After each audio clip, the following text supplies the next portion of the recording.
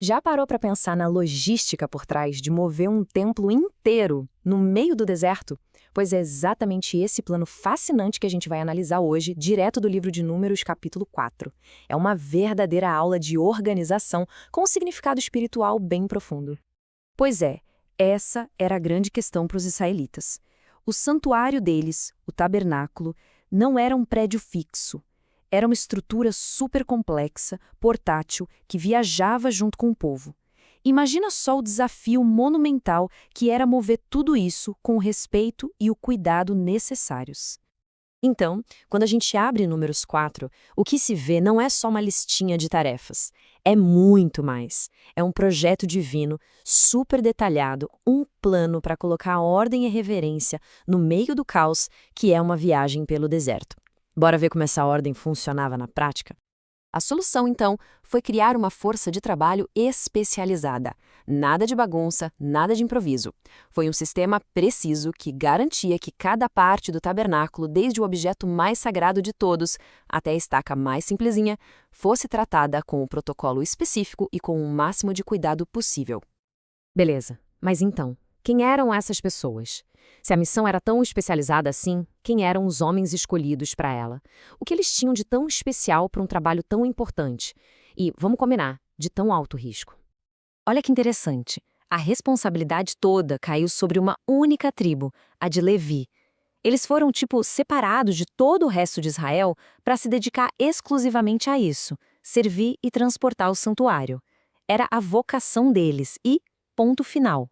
E aqui a coisa fica ainda mais específica. Presta atenção nesse detalhe da idade. Para ir para a guerra, bastava ter mais de 20 anos. Mas para esse serviço sagrado, a faixa era bem mais restrita, de 30 a 50 anos. Isso já mostra, que o que se buscava aqui era um outro tipo de qualificação. E por que essa idade, afinal? Bom, era a combinação perfeita. Pensa só. Era gente que estava no auge da força física, algo necessário para carregar as peças pesadas do tabernáculo. Mas, ao mesmo tempo, já tinha a maturidade e a experiência de vida para tratar tudo com a santidade e a reverência que a tarefa exigia. Ok, então já temos as pessoas certas, na idade certa, perfeito. Mas como é que o trabalho era dividido?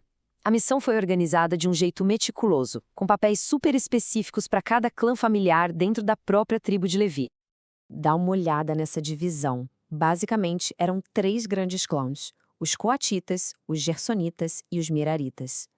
Os coatitas ficaram com a parte mais sagrada, os objetos de dentro do santuário. Os gersonitas eram responsáveis por todas as coberturas, as cortinas, os tecidos. E os meraritas, eles ficaram com um trabalho pesado, a estrutura de madeira, as colunas, as bases. A genialidade do plano está nessa precisão. Não tinha confusão sobre quem fazia o quê. Essa especialização toda garantia eficiência, responsabilidade e, claro, que nada fosse esquecido ou manuseado do jeito errado. Mas mesmo com essa organização toda, tinha um grupo com uma responsabilidade num nível, digamos, acima. Para o clã que lidava com os itens mais sagrados, as regras eram extremamente rígidas.